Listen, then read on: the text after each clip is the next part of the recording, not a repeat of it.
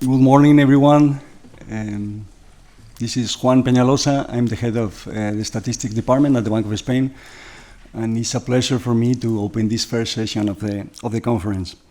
This session focuses on alternative ways to measure cross-border exposures.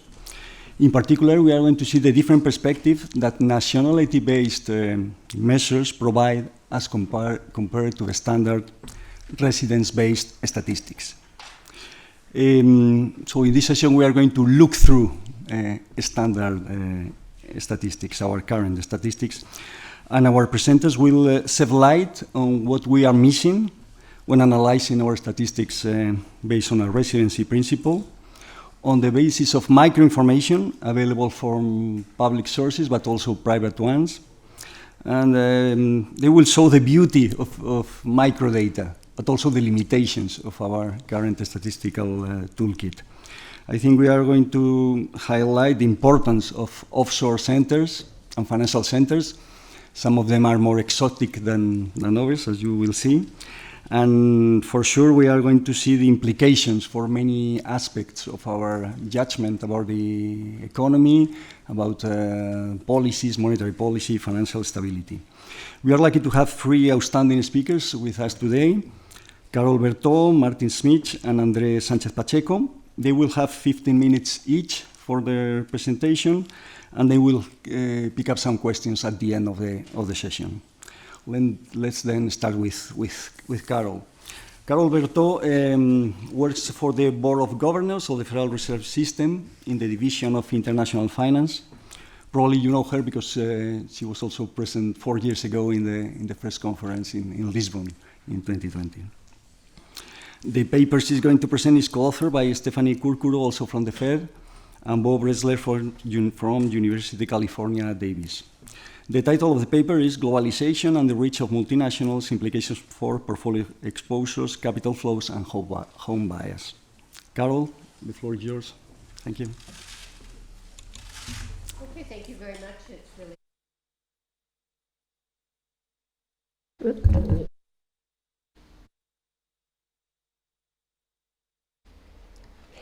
Okay, thank you so much.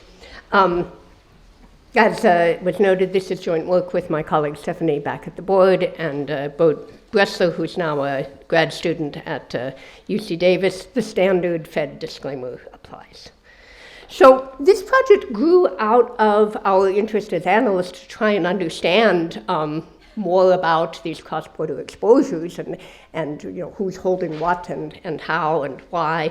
But then we started to also realize that the data that we're using for this, our standard balance of payments framework, may not be giving us really the answers that we want. And that's because balance of payments data, as we all know, is based on the concept of legal residence. But where a firm is legally resident may not tell you that much about what the firm's actual operations are and what they're involved in.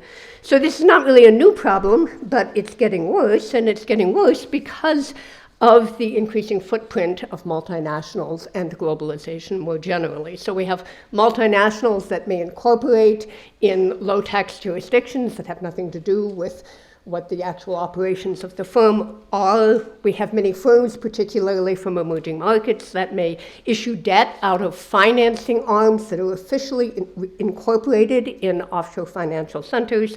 And we, of course, have growing intermediation by investment funds, which tend to be incorporated in financial centers as well. Now, awareness of this issue is growing. We have, of course, the BIS, which has put out and sort of emphasized this issue by putting out their international debt securities on both a residence and a nationality basis, which really highlights the importance of that issuance via the offshore financing centers. And we have many people, of course, including people here in the audience today, who have done a lot of work on financial center intermediation and the role of multinationals.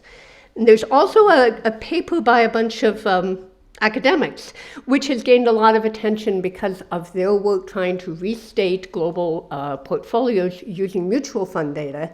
from Morningstar. And this is actually highly relevant because for most countries, the cross-border portfolio is heavily driven by mutual fund holdings. For the US, that's about half of our foreign portfolio comes from mutual funds alone. And then several of these academics now have combined with forces with folks from the ECB, and Martin will tell you more about their project in a couple minutes. So our project in particular, we are going to exploit our access to the underlying security level data that makes up our balance of payments, our CPIS submission and so forth. And we're going to combine that data with commercial data sources, in our case primarily from the MSCI, to recast these holdings to think about how standard investment benchmarks would value these holdings. I want to give a shout out to the team back at the board that works on these data, because they have successfully moved this effort from what started as a research project to something that we do routinely for policy now. And we actually put these restated positions out, not just with our Fed's note, updated annually, but they're also available on the official Treasury TIC website. So just to go over what this restatement looks like. I'm going to spend a little time telling you about this picture because you'll see several pictures that look the same. This is for common stock. On the left is our standard residence portrayal. Purple is what's coming out of financial centers. This is primarily Ireland, Luxembourg, Switzerland, and the Caribbean. Orange is what's emerging markets. Green goes to advanced foreign economies. When we restate that on a nationality basis, that's on the right, you see the purple share goes down a lot, so most of this is coming out of the financial centers. You'll see a portion that's growing in the gray, that's actually getting allocated back to the United States. This is coming from US multinationals that are legally incorporated abroad. In particular, there have been a number of high-profile, what we call the corporate inversions, when US pharmaceuticals bought smaller Irish pharmaceutical companies, inverted their corporate structure, called the whole thing Ireland. The important thing is the MSCI includes these firms in the US index. So we count them as Ireland if we're doing balance of payments methodology. MSCI says these are US firms. The larger share that's going to emerging markets is coming largely from Chinese firms that are incorporated in the Caymans. Think Alibaba, think Baidu, think Tencent. Those are all included in the MSCI for China. In our residence-based data, that would be the Cayman Islands. We do the same thing for corporate bonds. Here you see the financial center imprint is almost half of our corporate bond holdings, foreign corporate bond holdings. When we recast them, you get a large share that's going back to the United States. This is largely coming from US financial intermediaries that are establishing special purpose vehicles in the Caymans, specifically to issue collateralized loan obligations and other types of asset-backed securities. Importantly, the assets that are underlying these securities are US loans. They're US syndicated loans, they're US credit card loans, they're US car loans. This is really exposure to the United States. The larger portion that's going to emerging markets reflects that issuance by emerging market firms via these offshore financing facilities. So in our data, for example, a lot of Petrobras debt is issued via the Caymans, and it shows up in our residence-based statistics as Cayman Islands exposure.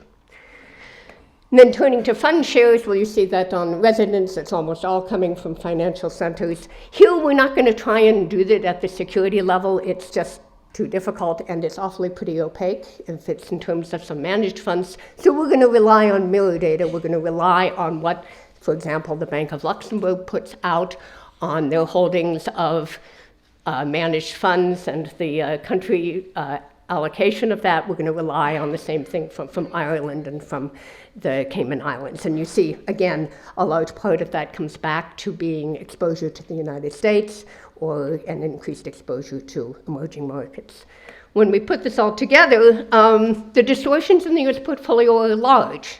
So by 2022, about $4 trillion, or about 30% of our portfolio, gets assigned to a different country when we do it on a nationality basis. And in aggregate, our holdings of emerging market securities are a non-trivial 30% higher. This is actually an important point to bear in mind. Now, this is based on US data, but global portfolios are going to be similarly distorted. Any foreign investor that's holding shares of those US multinationals that are incorporated in Ireland or in Switzerland are going to have that same problem. Anybody who's holding Petrobras debt issued out of the Cayman Islands is going to have that same problem. And this is going to make it difficult for us to understand things that we really care about in international finance, like what's driving portfolio allocations, what's driving capital flows, does it make capital flows more resilient or less resilient, or how effective capital controls are, what are the spillovers of monetary policy, and so forth. Now, this was a good effort, but then we got to wonder, is this really fully getting at what that sense of global exposure is? When we looked at the US portfolio, most of what US investors hold is domestic securities. So here we're going to look at common stock.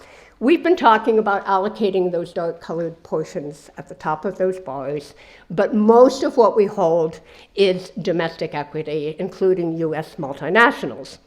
But US multinationals, of course, by definition, are doing business around the globe. And we know that investors think about the global exposures of those multinationals because, for example, Apple stock would move on days that there was particular news about China. So we know that global investors are thinking about that. So we thought, what can we do to try and address that issue? So this is what we call our nationality to revenue exposure recasting.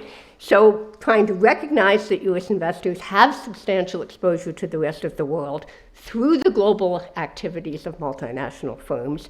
We now match those individual security holdings for common stock to data from WorldScope on the firm level activities, and in particular we're going to use the geographic sales component of the WorldScope data to recast what those holdings reflect in terms of what the firms themselves are saying about the sources of their revenue. So for example, if a firm X says 10% of our revenue is earned from China, then we'll say, well, 10% of what you hold of that company's stock reflects exposure to China. And then we do this for all the firms, and then we add it all up. We have very good coverage for US firms because this is a reporting requirement for US firms, and we also have good coverage for foreign firms because they're required to provide this information if they want to list on US exchanges, and most of the big foreign firms do list in the US. So when we do this exercise, now we have our nationality on the left and our new revenue-based exposure on the right. The first thing that you want to see is that this is going to roughly double the measure of foreign exposure for US investors. And the second thing is, if you look at the size of the orange bars, our exposure to emerging markets is now roughly comparable to that for advanced economies. And that's going to come largely from the activities of these global firms. Another way to look at that now, I'm cutting it slightly differently. Well, it's the same as on the past. So now the yellow portions are like those orange portions to emerging markets. The green is still to advanced economies, but the darker shades are the exposure we're getting from directly holding equity of, let's say, a Brazilian firm or a Spanish firm. The lighter shades are the additional exposure we're getting by holding a US company that's doing business in Brazil or in Spain. So what we get out of this is that our indirect exposure coming from those holdings of US equity is as large as our direct exposure. So to illustrate why these kind of differences make a difference, let's think about a particular concept that we often use in international finance, which is the concept of home bias. So home bias basically says, according to the ICAPM, in a frictionless world, global investors should hold the portfolio, the global portfolio. In other words, the share of foreign equity in your portfolio should be the same as the share of foreign equity in world market cap. If that's the case, the ratio of that equation should be about 1. Then when you subtract that from 1, you'll get a number that's close to 0, which means you don't have much home bias. But in fact, research has shown that around the world, there's a lot of home bias. Investors don't do the ICAP-M, and then the literature has tried to explain why that's the case, pointing to different frictions or hedging costs or market access or informational advantages about home country funds to try and explain why this is the case. What I'm going to point out is you're going to get very different measures of what home bias is depending upon how you categorize the foreign equity in your portfolio and how you categorize the foreign equity in the global market cap. So here's what we get out of our data if we do it the 3 ways: residence, nationality, revenue. The dark red is our standard revenue-based measure, residence-based measure of home bias. It's very high for the US. It starts at about 0.7. It goes down a bit to about 0.65. That's still pretty high, and it's sort of fluctuated around there. If we do it on a nationality basis, that's the light dotted lines, it's actually even higher.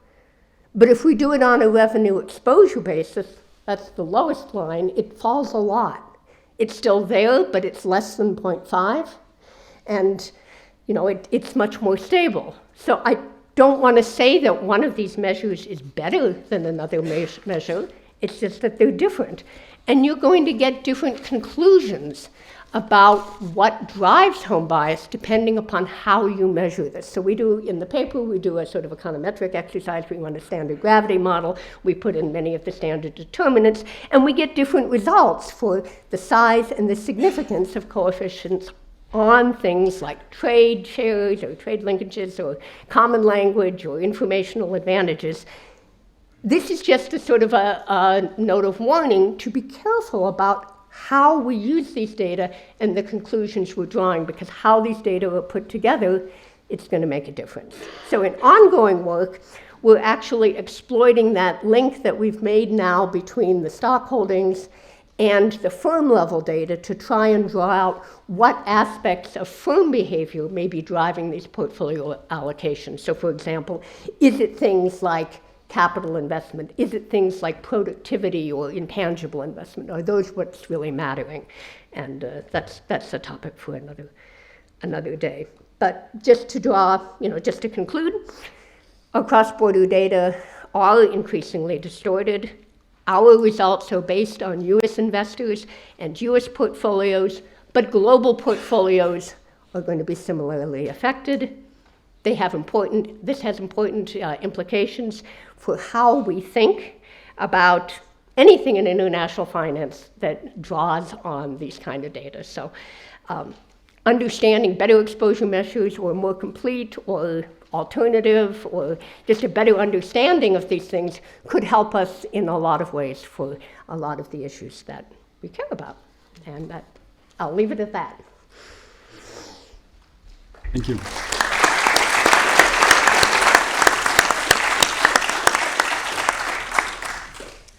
Thank you, Carol, and thank you very much for sticking precisely to the 15 minutes. So that's been perfect. Thank you. So our second speaker is Martin Schmitz. Martin is a senior team lead in the external statistics section at the European Central Bank. He has worked at the ECB since 2010 in various areas. He's got a master and a PhD from Trinity College, Dublin. And the paper he's going to present is co-authored by colleagues from the ECB, but also from Stanford University, Graduate School of Business, and Columbia Business School. And the title of the paper is The Geography of Capital Allocation in the Euro Area. Martin, the floor is yours. Thank you. Okay.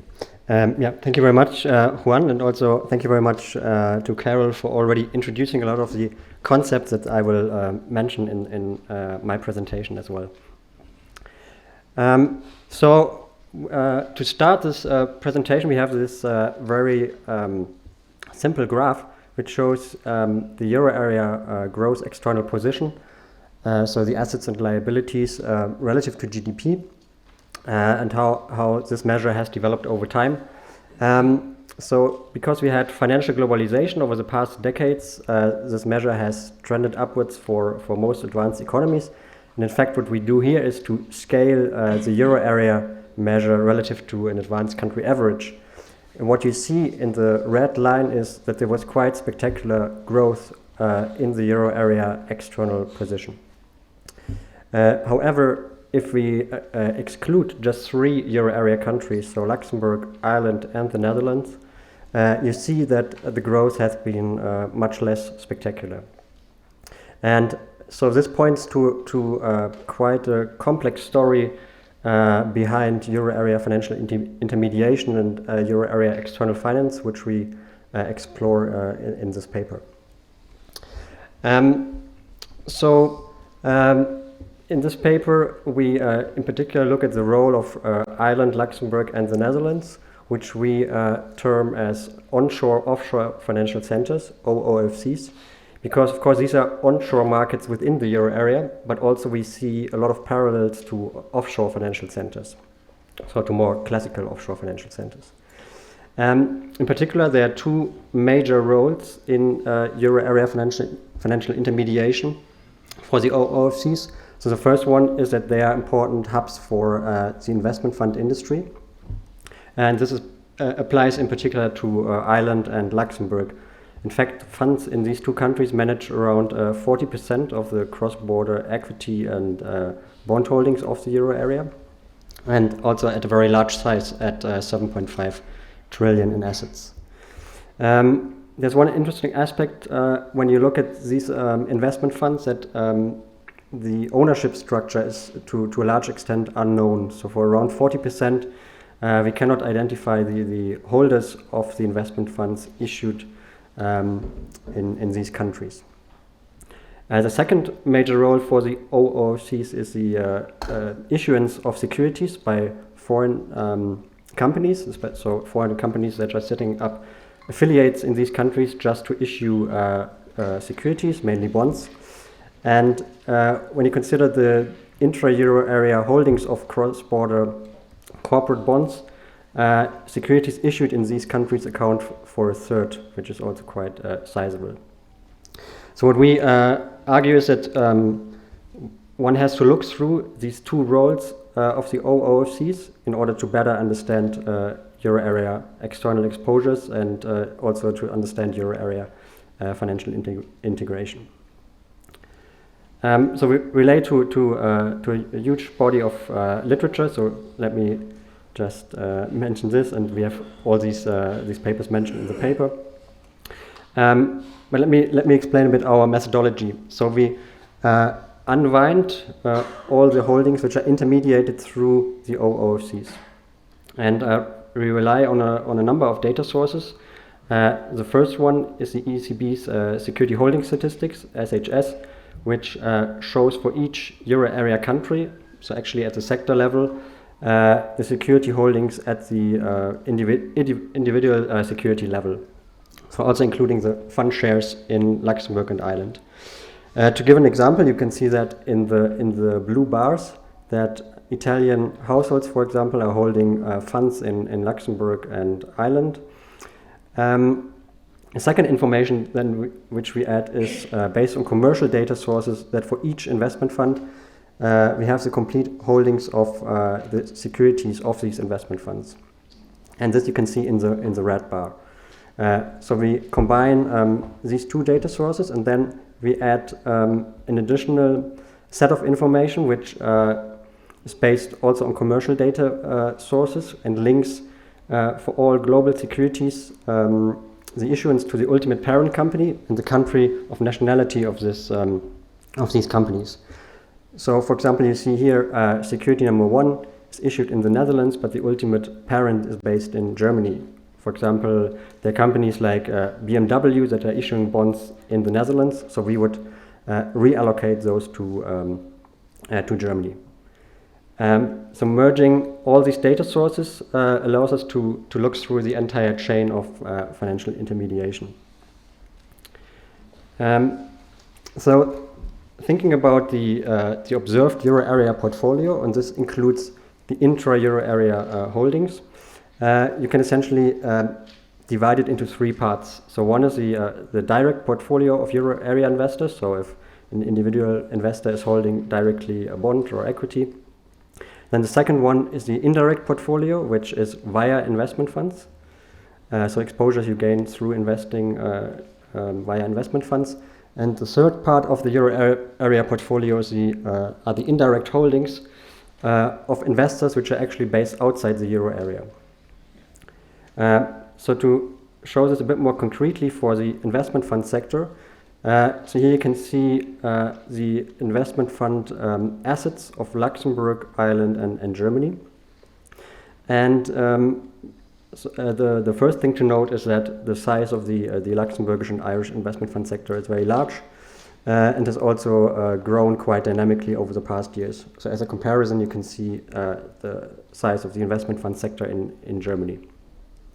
Then we add information on the underlying holders of the investment fund shares issued in the three countries. So in blue is domestic investors, in red are investors from the rest of the euro area, and in green from the rest of the world, so outside the euro area. The first striking finding is that for Germany, essentially all underlying investors are Germans or based in Germany, while the ownership structure for the funds in Luxembourg and Ireland is very different, with a lot of investors from other euro area countries and even more from outside the euro area. Then we can add an additional layer where we observe where the investments by the investment funds are going, and also still we have the information on the underlying investors here. And just to point out two facts, so in the dark green you see investments coming from outside the euro area into investment funds, which are in turn invested again outside the euro area. So these are essentially just passing through the euro area, but are no meaningful exposure of the euro area investors itself.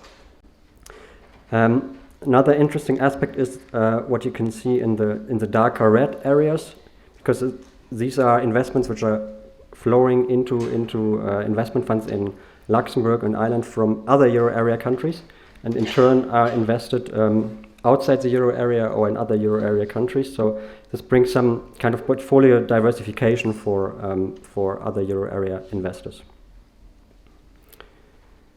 Okay, so to give a concrete example how this looks like for the exposures of the euro area, we consider the case of Italian portfolio holdings, broken down by the destination country. So essentially it's bilateral data, and as our benchmark we use the CPIS. So our data are consistent with CPIS, which is of course based on the residency framework.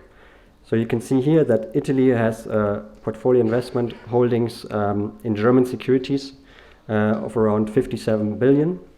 So if we do the nationality adjustment, so similar to what Carol presented for the US, this exposure increases slightly to 62 billion. Looking through the investment funds increases the exposure to 85 billion for Italy. And doing both combined, we see an exposure of 98 billion. So that is an increase of around 70%, and of course this matters quite significantly when you want to assess Italian exposures. Then there are more extreme cases. For example, for investment in China, the exposure increases from around 1 billion to 22 billion, so a very large increase. And also for investment in the US, the exposure more than doubles. Of course, some exposures need to be reduced, and so we see here, of course, this comes from mainly Luxembourg and Ireland, where the Italian exposure, compared to what you see in the official data, declines by around 90% in the case of Luxembourg. Okay, we'll skip this. It was very nice of Carol also to introduce the home bias concept in her presentation, so I don't need to do that again. But we also, in fact, we are revisiting the home bias in the euro area. And what you can observe here in the red lines is the decline in home bias in equity on the left-hand side and in bonds for the euro area over the past decades. And this is these estimates are those that you are commonly finding in the literature. So very large decline in the home bias of euro area countries. And as a comparison, you also see that for the US and other advanced economies, you do not see a similar decline.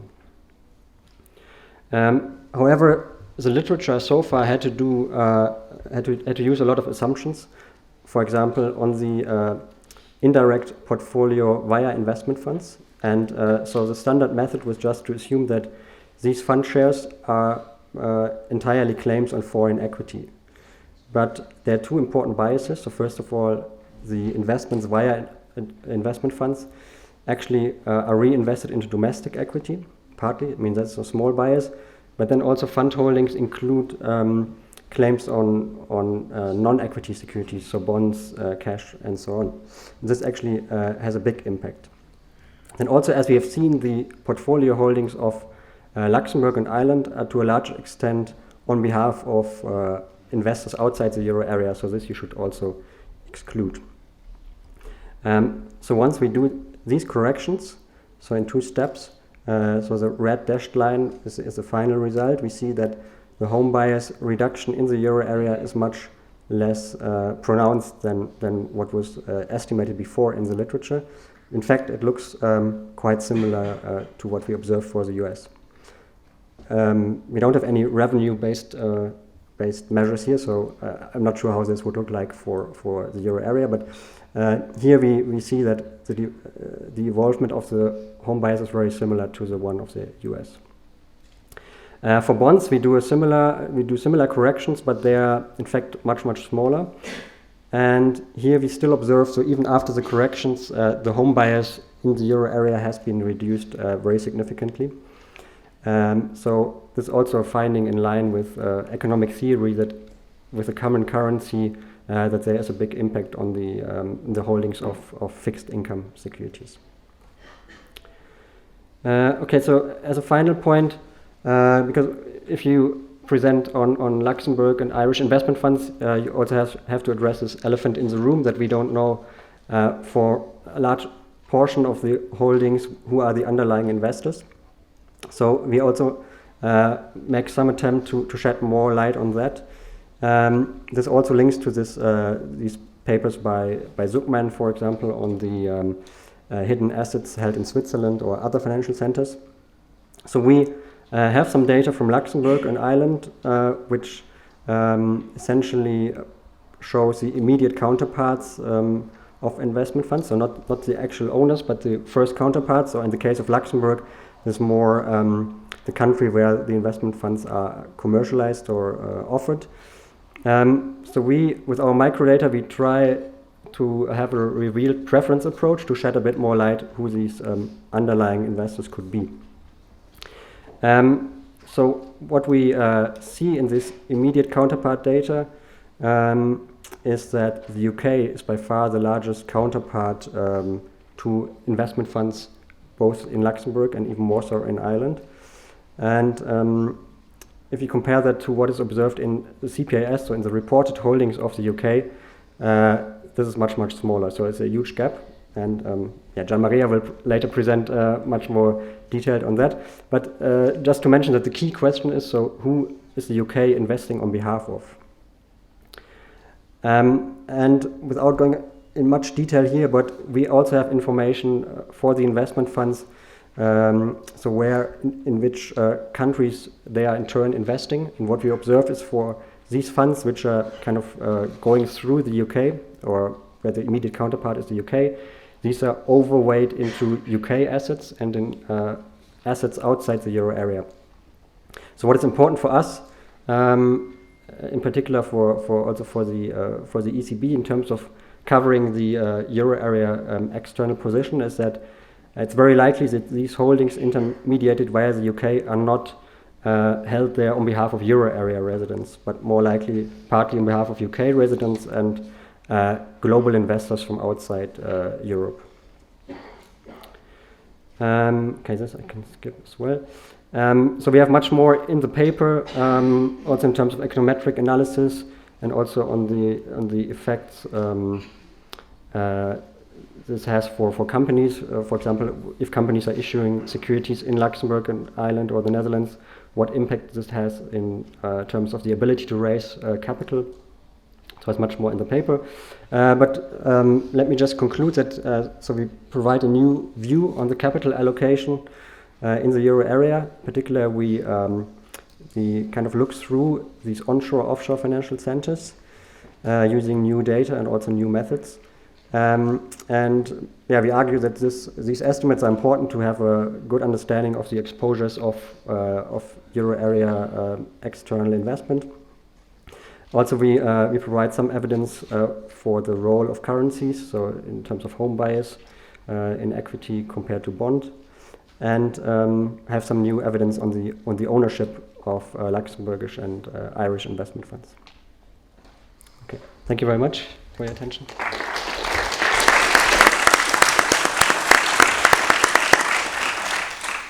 Thank you very much, Martin. Then we go with our third and last speaker, who is André Sánchez Pacheco.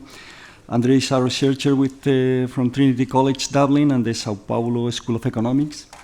And he's the chief emerging markets economist at JB Drugs Honoré. He's got working experience at different banks and asset management companies. André holds a PhD in economics from Trinity College Dublin and a master's degree in economics from New York University. André is going to talk about consolidated foreign wealth of nations, nationality-based measures of international exposure. André, the floor is yours. Thank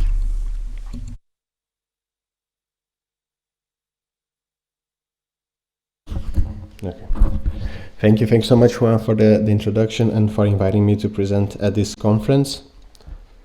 So I'm going to start off with a very perhaps basic example of why we should care about the nationality data, and here I'm taking mostly a perspective of a policymaker thinking about the exposure that a given country or a given economy has to foreign firms. So this is the example of Ford's affiliate in Brazil, which is a local entity called Ford do Brasil. So this entity was created in 1919. And since this company was set up in Brazil, Ford relied heavily on funding from domestic Brazilian sources, such as the National Development Bank and other local banks, to increase its production over time. And until recently, this company employed over 5,000 countries in the country, 5,000 workers in the country. Now, in 2021, Ford decided to shut down its entire operations in Brazil. And despite Ford having a very big presence in Brazil, both in terms of employment as well as production, relatively little exposure appeared in the US and in Brazil's external balance sheet. And the main question is why? Why the existing residence-based data wouldn't be able to capture such exposure? And that's a kind of a feature from the residence-based data that is available, which I think in this case is clear in 2 points. The first one is that only cross-border transactions are taken into account. So the local positions that Ford has in Brazil are not entering neither Brazil's nor the US foreign balance sheet. So all the loans that Ford do Brasil took from the National Development Bank and then used that to set up factories in Brazil, that's not recorded in Brazil's nor the US balance sheet. But of course, it at the end of the day represents an investment that a US firm is making in a foreign country. And second, this approach is not considering the ties that exist between entities within the same corporate group. That is, Ford do Brasil is not being treated as a US company operating in Brazil, but rather as a Brazilian company resident in Brazil. So the takeaway of this example, even though it's very simple, is just to illustrate that the external accounts, when we're looking at it from a residence-based perspective, would not capture the entire exposure that Ford's operations in Brazil are generating, especially to Brazil in this case. So in this paper, what I do is to take a different approach, which is to construct a consolidated by nationality perspective. And I construct estimates of foreign holdings for 14 countries, mostly European countries, for the period between 2012 and 2019. And there are three main findings. The first one is that on aggregate, countries are more internationally financially integrated when we look at it from a nationality-based perspective than from a residence-based perspective. And that's, in some sense, perhaps expected, in a sense that you are also taking into account all of these local exposures and not just the cross-border exposure. Second, which is, I think relates to both the points that Carol and Martin made, which is that countries heavily engaged in international financial intermediation, such as Ireland, have a smaller nationality-based exposure.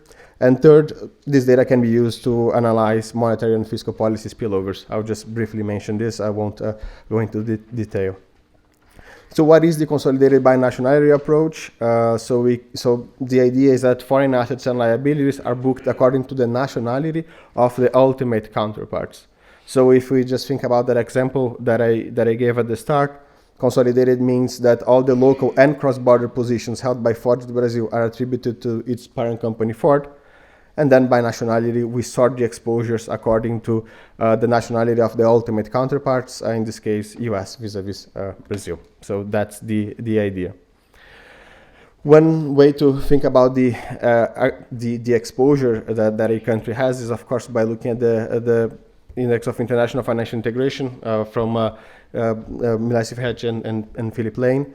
And we can also look at it from an aggregate perspective, thinking about we can sum foreign assets and liabilities divided by the sum of GDP for a given set of countries.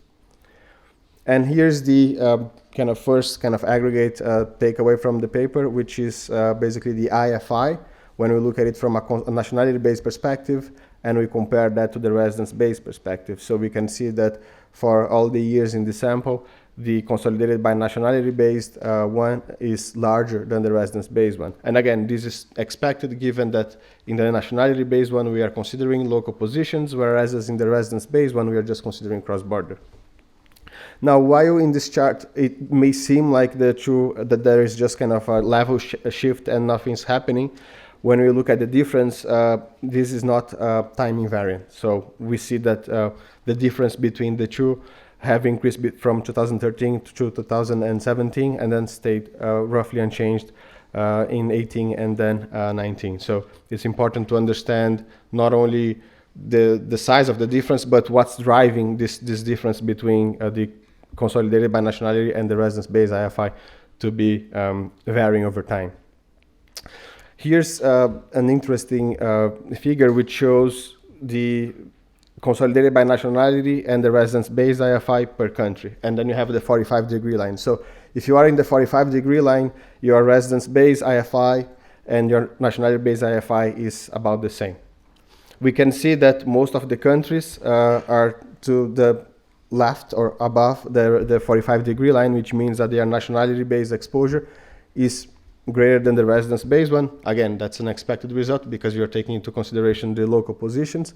But of course, it's interesting in this figure to see how Ireland stands out as having a much, much larger residence-based foreign balance sheet than the nationality-based one. So that's something, and of course, the Netherlands and Switzerland also appear that close to the 45-degree line, but the Irish case here, I think it's quite stark. Quite interesting to see. Now I'm going to briefly describe a bit how this data set is constructed. So I'm using data from the BIS, IMF, the USBA, and RB0, which is what I'm going to focus on for the rest of the presentation. The time frame is a data set that goes from 2012 to 2019 yearly. We focus on European countries plus the US. The methodology is similar to the one used in a BIS research box in 2015, as well as in a paper that I've released and published in 2022. So the idea is that so this paper just doesn't focus on portfolio investment. It's a paper that focuses mostly on what we would think about FDI. So instead of having FDI here in the foreign balance sheet, what we would replace FDI by the positions that domestic firms have operating abroad, as well as positions that foreign multinationals have relative to a given country. And you can see how we use different data. So the BIS for the banking sector, that's amazing data. And then for companies operating in the US, you have great data from the BEA. And for the rest, companies operating in Europe, as well as European companies operating abroad rely mostly on data from Orbis. So how do we what's the basic procedure here that is used? So first, I use Orbis Europe to download data on financial and ownership information for all companies located in a given country. So you can think about all companies registered here in Spain, for instance. Then, of course, we can remove the companies that have never reported total assets and countries that have and companies that have a national from that own country as their ultimate owner, right? So you can think about a Spanish firm that has a Spanish ultimate owner operating in Spain. Perhaps there's nothing, that this will tell me regarding the international exposure. But if it's a company that is owned that has a foreign ultimate owner operating in Spain, then yeah, we care about that company. We have a procedure to try to identify and remove foreign-owned special purpose entities, and that's particularly important for the case of Ireland. And then we can, of course, use once you have the firm-level data, you can use industry codes to separate according to the industries. Now, one of perhaps the data limitations that we have is that in Orbis you have mostly data on total assets, equities, and the shareholders' equity, and a bit more, granular data, but not all that much. So we have to make basically an approximation here, which is to use the data that is available to construct estimates of foreign assets and liabilities. So the approach I take is, okay, foreign assets is going to be just the difference of the liabilities and equities, and the foreign liabilities of a country will be the sum of foreign assets of foreign companies operating in that given country. So what this, of course, rough approximation does is that the estimates of foreign assets and liabilities that are shown in this paper are upper bound estimates, in a sense that, of course, not all assets of foreign multinationals operating in Spain has Spanish agents as counterparts, right? It can be from different. It can be from different countries. So when we do this procedure here, we are looking at the foreign non-financial multinationals across the data set. So we can look at the US, UK, etc. You can see the size of such positions. And then, you can talk more about the data, but then we can use this data also to analyze some policy relevant questions. So in the paper, I addressed two questions. The first one is looking at this issue of companies relocating assets to countries that have lower tax. So we can look at tax differentials and the foreign holdings for low and high tax countries. So that's an analysis that's done in the paper, but unfortunately, I don't have time to go over that. And of course, the second one is analyzing monetary policy shocks. So whether that's associated in any way with changes in foreign asset holdings. That's one thing that I do in the paper. I won't go in detail here, but the idea is just to look at how foreign asset holdings are changing as a function of US monetary policy shocks using this new data set. And the main result that I get is that if you use different measures of monetary policy shocks, you can see across specifications that the changing in foreign assets are negatively correlated with U.S. monetary policy shocks, which I think is a result that is expected. Just to conclude, so in this paper I present a data set on the consolidated binational foreign holdings for multiple countries and years. The main takeaway is that on aggregate, countries are more internationally financially integrated. That's because we're considering local positions. But that's not the case for every single country. Countries that are heavily engaged in international financial intermediation, such as Ireland, they have a smaller nationality-based exposure relative to the residence-based one. And then we can use this data to analyze policy-relevant questions such as the reaction to monetary policy shocks, as well as to issues related to fiscal policy. So that's it.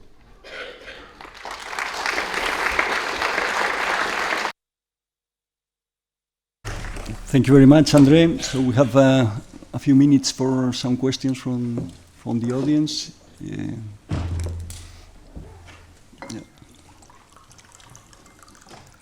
Over there.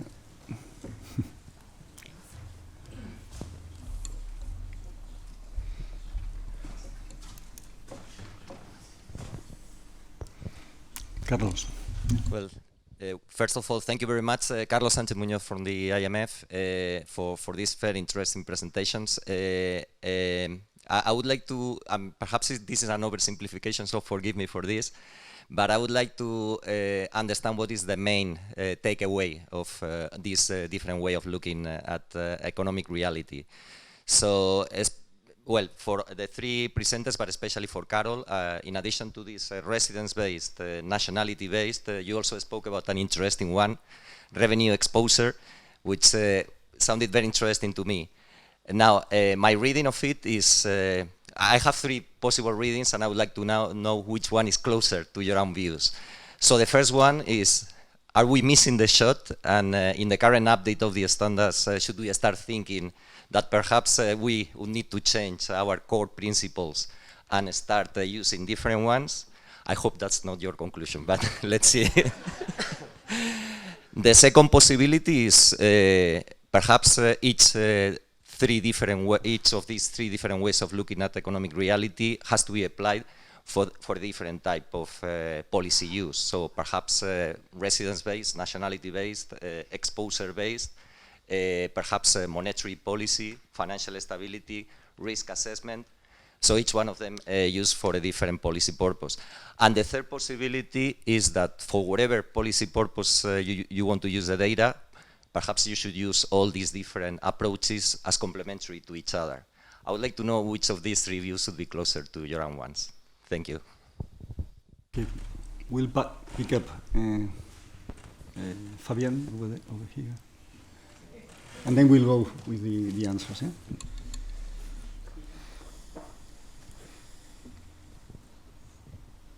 Great, many thanks, and thanks to all the three presenters. My name is Fabienne Fortenier. I'm the Director of Statistics at the Dutch Central Bank. So I certainly share the struggles that you are experiencing. We are experiencing those on a daily basis, as we are indeed, as Martin already mentioned, one of the three countries in Europe posing or being the cause for many of these issues. And I'm pretty sure, Carol, that we are in an interesting box in your graphs as well. So, so many thanks. I think what all your three presentations showed is indeed the importance and the strong analytical value that we can derive when we combine residency and nationality-based principles, and they really provide very profound insights in economic and financial interdependencies. And I think, however, based from our own experience, you haven't even reached the bottom of all the intricacies yet. There's one word I missed in all the presentations, which is special purpose entities. It's something that provides a big headache for us. And indeed, once you move from the financial to the revenue-based perspectives, I can give you perhaps some interesting insights on how revenues may also be, particularly when they're related to intellectual property, be skewed geographically. So we still have a long way to go, I think, to really fully capture what we're there. So my question to you would be, what would be the recommendations that you would provide the statistical community as a whole in order to develop? And I think this echoes very strongly what also Carlos has been asking. Should we develop methodologies on look-through? Should we think about how to assign nationalities? I observed it was done differently in the three different presentations. What is your own feeling about those differences? A second question I had is, what can we do, and we particularly in the Netherlands, being at a crossroad, perhaps we have certain data, what types of tables, what kind of statistics would help you in your jobs and in your analytical perspectives in order to better capture this look-through investment? So are there, in addition to the granular data, additional tables that we could produce that would be helpful to facilitate these analyses going forward? I'd be very curious to hear your perspective. And I have some colleagues in the room who might not like me asking this question, but but I'm quite curious. Thank you so much. Many thanks. Well, a final question. Yeah, Matteo. Fantastic set of presentations, really. Just a quick question on data access. So there are different, all of you have pointed to a variety of important reallocations, so revenue to residence to nationality, sort of seeing through investment funds and and then revenue-based. One frustrating issue for researchers is that access to some of these data is very skewed. Investment funds data being a good example. Some people that manage to get access to the data can do the see-through, but this is typically not available on a broader scale, and I think it is a big limitation.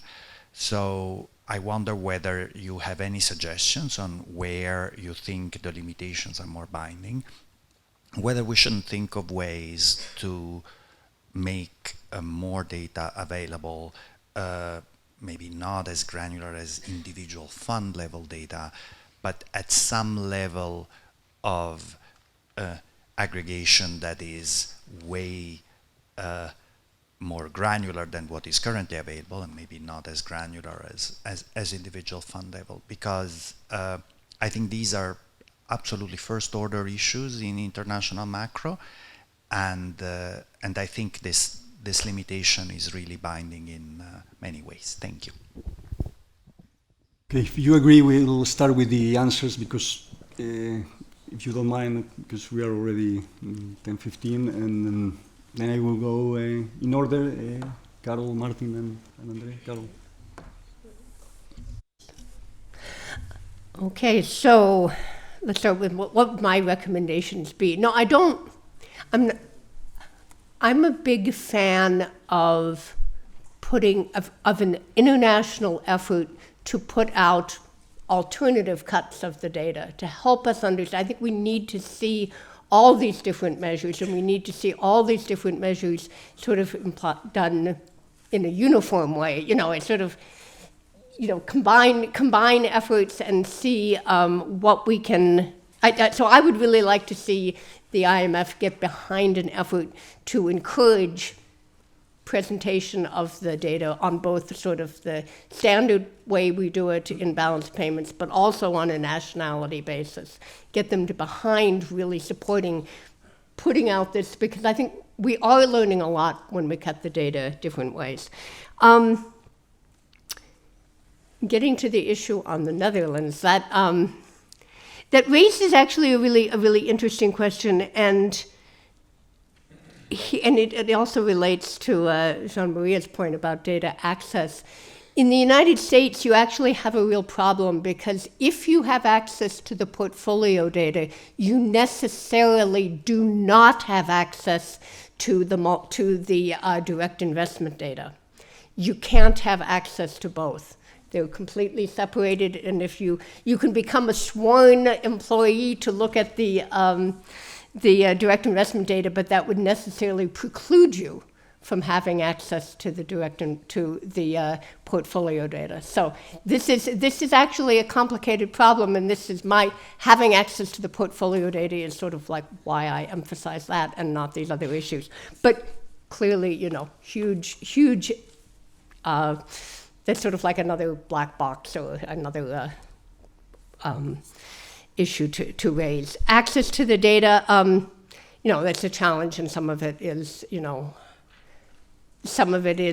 whether you have access to the commercial data and whether you can buy it, whether you can afford, how restricted is your ability to share that, and then there's also, your own country data, which can be restricted and others. So that's why, anyway, I encourage efforts from the statistical community to encourage us to put this, to combine forces and put out as much information as we can. Because I think we really learn different things by looking at the data different ways.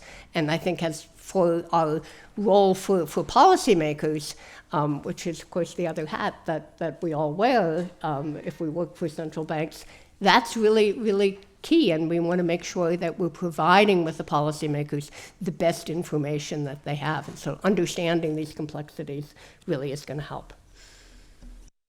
Martin. Okay, let me briefly respond to Carlos. So I don't think we are missing the core principles in our data. Also, I would kind of invalidate the data that we are putting out on the euro area BOP if I had this view. But I think it's important to be aware of certain things or certain structures which are driving the data developments, and so I think you need to take these into account and then have complementary indicators that help you in your analysis. So, for example, if you want to have a look at exposures in portfolio investment, I think these look-through approaches are very important, because, of course, you don't want to see a big exposure of a certain country to Luxembourg, but you really want to know where ultimately you are investing in. So on Fabienne's question, I think for the Netherlands there are many very interesting topics, so maybe we can discuss bilaterally. So I mean, we focus just on portfolio investment, and of course in FDI I think the role of the Netherlands is even more important, and there also, of course, the special purpose entities are very important as well.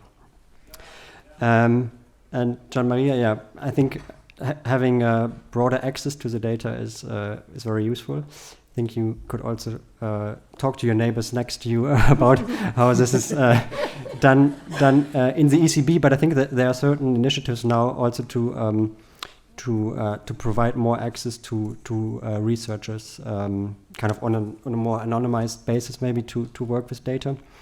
And of course, in providing more granular breakdowns, there's always a bit of trade-off, because you cannot.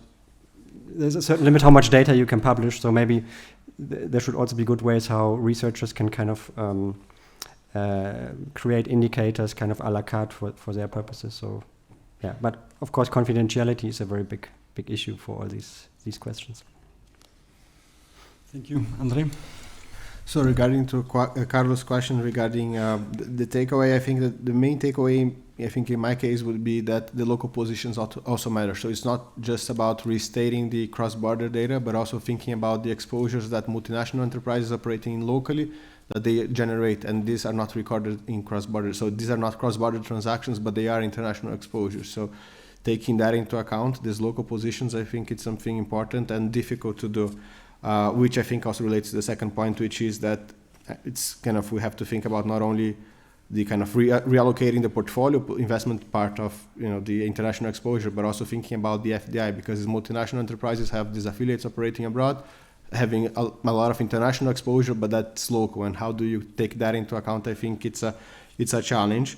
And then regarding the recommendations, in my case, at least in my research, what I think would have helped me, do perhaps provide a more detailed, view of the foreign assets and liabilities would be to have better data on better financial data at the firm level, especially for companies that are foreign, that have foreign owners, right? So in my case, I do this, gross approximation based on the data that is available, shareholders' equity and total assets. But I think there are important linkages between a company operating, in the Netherlands, a foreign company operating in the Netherlands, and its parent company, and you have to have more detailed financial data to be able to look at that, to have a better understanding of what's the international exposure that is generating. So that would be my recommendation.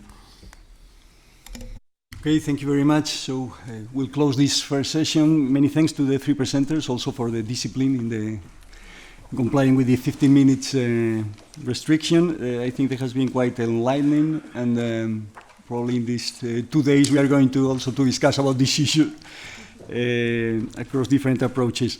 Now we have a coffee break in the room, going through these stairs upstairs, and I will kindly request you to be back at 10:45. Thank you very much.